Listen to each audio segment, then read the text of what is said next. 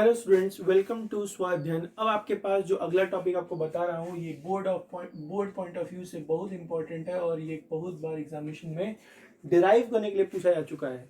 अगर कोई चीज़ डिराइव करने के लिए पूछी गई है तो समझ लीजिए कि वो बहुत ज़्यादा इंपॉर्टेंट है और ये आपके बोर्ड के लिए, आईआईटी के लिए, नीट के लिए, हर जगह आपको मल्टीपल चॉइस क्वेश्चन और डेरिवेशन में आपको उलझाने में कैपेबल है। तो आप सबसे पहले बहुत ही आसान तरीका मैंने आपको लेके आया है और आपको इजीली समझ में आएगा। पहले आप इसको ध्यान से देखो मैं करना क्या चाहता हूँ।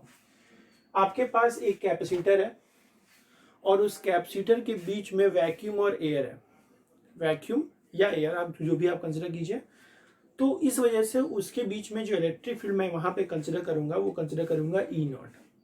और दोनों कैपेसिटर के प्लेट के बीच में, दोनों प्लेट के बीच में जो डिस्टेंस मैं कंसिडर करूंगा वो डी कंसिडर करूंगा।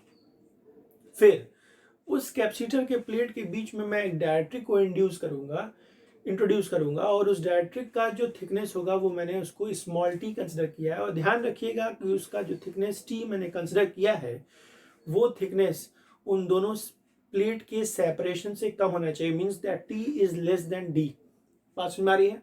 फिर दूसरी इंपॉर्टेंट बात, जैसे ही कोई भी डायरेक्ट्रिक को हम लोग किसी कैपेसिटर के बीच में इंट्रोड्यूस करते हैं तो वो डायरेक्ट्रिक पोलराइजेशन की वजह से उसके ऊपर कुछ चार्ज इंड्यूस हो जाता है। उस चार्ज की वजह से एक इलेक्ट्रिक फील्ड उस इंड्यूस चार्ज की वजह से आता है, इंड्यूस इलेक्ट्रिक फील्ड। और वो इंड्यूस इलेक्ट्रिक फील्ड पहले से जो इलेक्ट्रिक फील्ड ई नॉट था उसके अपोजिट डायरेक्शन में हो जाएगा। इसकी वजह से जो नेट इलेक्ट्रिक फील्ड की वैल्यू आती है वो हो जाती है E is equal to E naught E I. ये तो आपको मिलेगा। मतलब ओवरऑल आप ये कह सकते हैं कि जो आपने इस पिछले लेक्चर में जो इस पढ़ा था कि reduced electric field when डायरेक्ट्रिक slab is introduced, तो आपको वही चीज़ यहाँ पर देखना है। बस फर्क इतना है कि यहाँ पर आपको डायरेक्ट्रिक कांस्टेंट जो डायरेक्ट्रिक स्लैब है उसका थिकनेस हमने टी कर दिया है, कम कर दिया है। तो आपके पास मैंने एक डायग्राम बनाना है। ये आपके पास प्लेट है डायरेक्ट्रिक का, सॉरी कैपेसिटर का प्लेट है और मैंने इस प्लेट को इस तरह से रख दिया। पॉजिटिव चार्ज इसके ऊपर है, आपको भी इस पर पॉजिटिव चार्ज बना लेना है। फिर इसका दूसरा प्लेट हमको बनाना है और मैंने इसका दूसरा प्लेट भी यहाँ पर बना दिया। अब इतना करने के बाद आपको करना क्या है, पहले तो आप इस पर नेगेटिव चार्ज बनाना है। अब बनाने के बाद मैं आपको बता दूं कि आपको सबसे पहले इनके बीच का सेपरेशन लिखना है स्मॉल डी, ठीक है। और दोनों प्लेट का जो एरिया ऑफ क्रॉस सेक्शन है वो है कैपिटल ए, ठीक है। अब इसके बीच में मैं एक डायरेक्ट्रिक प्लेस करने जा रहा हूं और वो डायरेक्ट्रिक हमने इस तरह प्लेस कर दिया, ठीक है। जो मैंने डायरेक्ट्रिक प्लेस किया है ये वाला, ये जो डायरेक्ट्रिक मैं प्लेस कर रहा हूं, इस डायरेक्ट्रिक का डाइलेक्ट्रिक कांस्टेंट, इस डायरेक्ट्रिक का डाइलेक्ट्रिक कांस्टेंट कैपिटल के है। यहां पर वैक्यूम है, इधर वैक्यूम है। और क्या बात बताएं, इसका जो थिकनेस है वो है टी और जो टी की वैल्यू है that is less than D. ये आपको दिख रहा भी होगा। अब क्या है कि यहां पर इस वाले डायरेक्ट्रिक के इस फेस पर क्या आ जाएगा, नेगेटिव चार्ज। अब नेगेटिव चार्ज आ जाएगा तो हो क्या जाएगा, कुछ बड़ा चीज नहीं होगा, वो आप जानते हो कि क्या होगा। चूंकि ये पोलराइजेशन है तो पोलराइजेशन के ऐसे पॉजिटिव और नेगेटिव चार्जेस आ जा रहे हैं, तो यहाँ पर पॉजिटिव चार्ज और नेगेटिव चार्ज आएगा। इसकी वजह से होगा क्या कि इसके अपोजिट है, पहले से जो ये वैक्यूम वाला था उधर की तरफ इलेक्ट्रिक फील्ड लाइन्स हमारा इधर था, ठीक है। इधर हम लोग को इलेक्ट्रिक फील्ड लाइन्स का डायरेक्शन इधर की तरफ मिलेगा, लेकिन यहाँ पर पॉजिटिव चार्ज आने की वजह से इंड्यूस जो इलेक्ट्रिक फील्ड आ रही है उसका डायरेक्शन इधर की तरफ हो जाएगा। इतना ही होगा, ठीक है। तो सबसे पहले हम लोग जो किए हैं उसको लिखेंगे कि क्या कहेंगे कि let us consider a capacitor where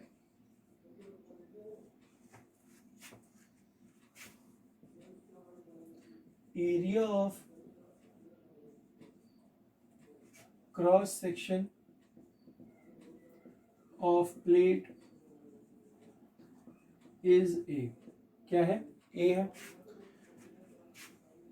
फिर separation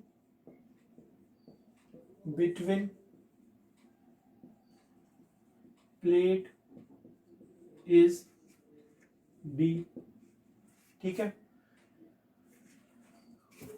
when a dielectric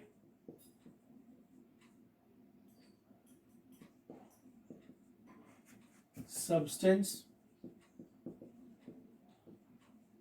having dielectric constant is K, whose thickness is T, then क्या हमने कहा कि when a dielectric substance having dielectric constant K whose thickness is T is introduced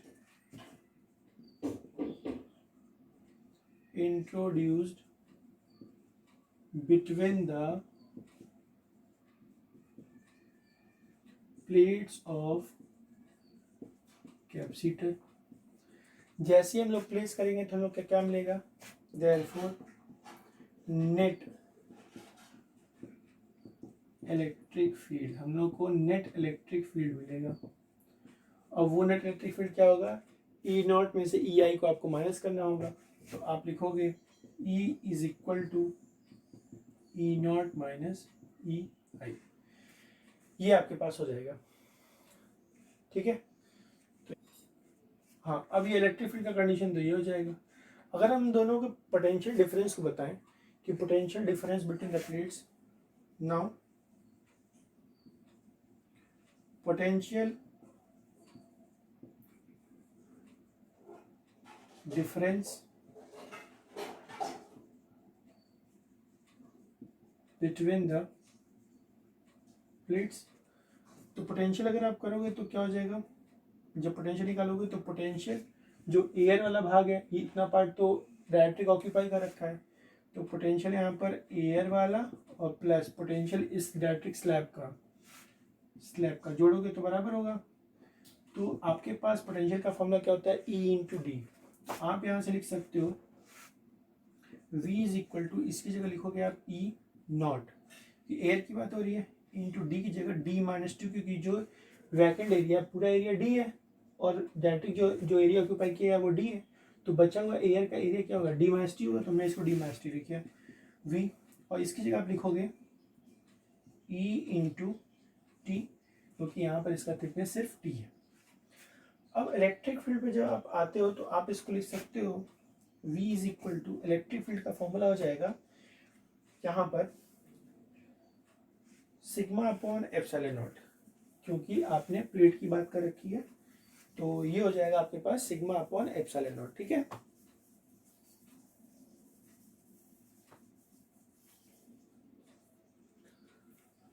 तो आप इसकी जगह पे सब्स्टिट्यूट कर दो सिग्मा अपॉन एप्सिलॉन नॉट, ये हो जाएगा D माइनस टी प्लस, इस इलेक्ट्रिक फील्ड में चूंकि डायरेक्ट्रिक वैल्यू है तो आपके पास हो जाएगा sigma upon K epsilon not और इंटू टी। ठीक है। आपको पता है कि सिग्मा की वैल्यू होती है चार्ज अपॉन एरिया, आप क्या लिखोगे? V is equal to Q upon A epsilon not, हो जाएगा D minus T plus Q upon K A epsilon not into T, इतना होगा। अब यहाँ पर Q A epsilon not common है, आप इसको कॉमन कर लीजिए, तो आपके पास आ जाएगा V is equal to Q A epsilon not in the bracket D minus T plus T upon K, यही दिख रहा है आपको, ठीक है। तो आप इतना लिख लेना है। अब नाउ कैपेसिटेंस, क्योंकि बात कैपेसिटेंस की हो रही थी, हम लोगों को कैपेसिटेंस निकालना था, तो कैपेसिटेंस ऑफ द कैपेसिटर, ये आपके पास इक्वेशन नंबर 2 है, तो वो जाता है C is equal to Q by V, और V का इक्वेशन नंबर 2 में है, तो लिख सकते हैं कि Q अपॉन V की वैल्यू लिखेंगे आप Q A epsilon not in the bracket D minus T plus T by, क्या कितना करोगे, इस Q से आप इस Q को कैंसिल करोगे, तो आपके पास बच जाएगा C is equal to A epsilon not divide by D minus T plus T by K, ठीक है। ये आपके पास कैपेसिटेंस हुआ जब आपके पास डायरेक्ट्रिक की वैल्यू, जब डायरेक्ट्रिक का थिकनेस T था, उसका डायरेक्ट्रिक कांस्टेंट K था, तो आपके पास इस C की वैल्यू इतनी आ गई, और ये आपके पास इतना डेरिवेशन करके लाना होगा। फिर हम लोग इसका एक एक करके कंडीशन देखेंगे, तब तक आप इसको नोट कीजिए। हाँ बच्चों, अब हम लोग को इसका कंडीशन देखना है। कंडीशन नंबर 1 हम ये कह रहे हैं कि इसका इफेक्टिव डिस्टेंस क्या होगा, ये इफेक्टिव डिस्टेंस, ठीक है। तो फॉर इफेक्टिव डिस्टेंस, मतलब डिस्टेंस से क्या फर्क पड़ेगा इस कैपेसिटेंस C, तो जो हमारे पास ये नीचे वाली वैल्यू है, यही डिस्टेंस की तरह दिख रही है, तो आप इसको लिख सकते हो, यही आपके पास है D effective is equal to D minus T plus T by K, ऐसे लिखा हुआ है। आप इसको चाहो तो लिख सकते हो D प्लस T बाई के माइनस टी, ऐसे लिखा जा सकता है। आप इसको चाहो तो और लिख सकते हो D plus T 1 minus 1 by के, लिखा सकता है, नहीं लिखा सकता है, ये हो जाएगा D इफेक्टिव। अगर सपोज करो कि इस K की वैल्यू 1 से बड़ी हो, अगर डिनोमिनेटर इस ऊपर वाली वैल्यू से बड़ा हो जाएगा, तो ये वैल्यू 1 से छोटी हो जाएगी, इसका मतलब 1 में से जब इसको माइनस करेंगे तो ये वैल्यू ऑलरेडी पॉजिटिव आएगी। इसका मतलब ये हुआ कि ऐसे कंडीशन में जो D इफेक्टिव की वैल्यू हो जाएगी, वो भी क्या हो जाएगी, कम हो जाएगी, किससे, इस D से, ठीक है। तो लिखेंगे if K is greater than 1 then D is greater than D effective, ठीक है। तो अब इससे क्या हुआ कि जैसे आपकी D की वैल्यू यहाँ पर D इफेक्टिव बढ़ रही है, इसका मतलब क्या है कि जब हम लोग डायरेक्ट स्लैब को कैपेसिटर के बीच में प्लेस करते हैं, तो उसका इफेक्टिव डिस्टेंस घट जाता है, और इफेक्टिव डिस्टेंस घटने की वजह से उसका कैपेसिटेंस क्या हो जाएगा, बढ़ जाएगा। जब नीचे की वैल्यू घटेगी तो कैपेसिटेंस क्या होगा, बढ़ेगा। तो लिखेंगे कि if dielectric is placed then effective distance decreases and capacitance increases। ये तो हुआ आपके पास कंडीशन नंबर 1। अब हम लोग इसके बाद कंडीशन नंबर 2 देखेंगे। अब यहाँ पर ये आपके पास बच्चों आपका केस नंबर 2 आता है। अब हम ये कह रहे हैं कि अगर ये डायरेक्ट्रिक जो थिकनेस T था, इसको उठा के हम इसके बराबर कर दें, मतलब इस T की वैल्यू D के बराबर कर दें, तो इफ T बराबर K, इस T बराबर D, ऐसा हमने कर दिया। अगर ऐसा कर दोगे आप, तो C is equal to A epsilon not, ये हो जाएगा D minus D plus D by K, तो ये हो जाएगा C is equal to A epsilon not D by A epsilon not के बाई डी। ये फॉर्मूला आ जाएगा आपके पास कैपेसिटेंस का, क्योंकि ये वैल्यू तो जीरो हो जाएगी, बचेगा डी बाई के ऊपर चला जाएगा, तो आप लिख सकते हो के epsilon not a epsilon not के बाई डी। तो ये आपके पास केस नंबर सेकंड हो जाएगा। अब हम लोग केस नंबर 2 की बात करते हैं, केस नंबर 3। केस नंबर 3 की बात यह है कि अगर यहाँ से डायरेक्ट्रिक को हटा दिया जाए, मतलब पूरा स्पेस इस प्लेट के बीच में खाली हो, तो इफ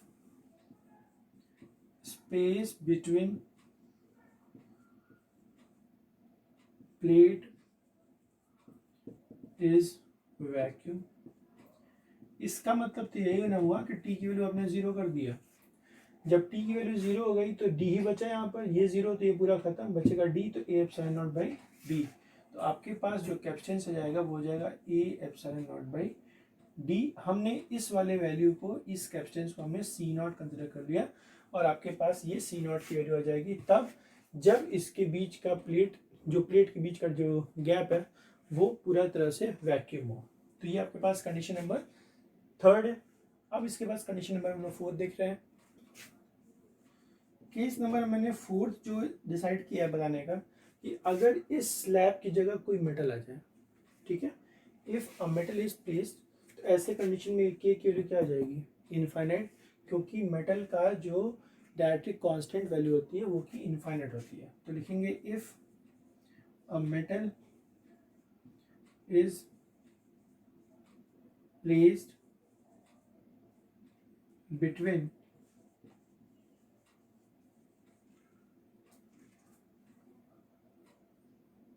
द प्लेट्स, अगर रख देते हैं तो आपके पास आ जाएगा C is equal to A epsilon not D minus T plus T by infinite, क्योंकि यहाँ पर के की वैल्यू क्या जाती है, इनफाइनाइट। अब यहाँ पर ये वैल्यू इनफाइनाइट हो गई, इसका मतलब हम लोग के पास आया ए epsilon not D minus T by के, क्योंकि यहाँ पर जो डायरेक्ट्रिक कांस्टेंट की वैल्यू होती है मेटल के लिए वो होती है इनफाइनाइट, तो ये वैल्यू तो जीरो हो जाएगी, तो बचेगा ऐसे कंडीशन में C is equal to A epsilon not D minus T. ये कंडीशन सिर्फ मेटल के लिए है। तो ये आपके पास था capacitance of parallel plate capacitor with a dielectric slab placed in between the plates. तो इस तरह से आप इसको नोट डाउन कीजिए। Thank you everyone, best of luck.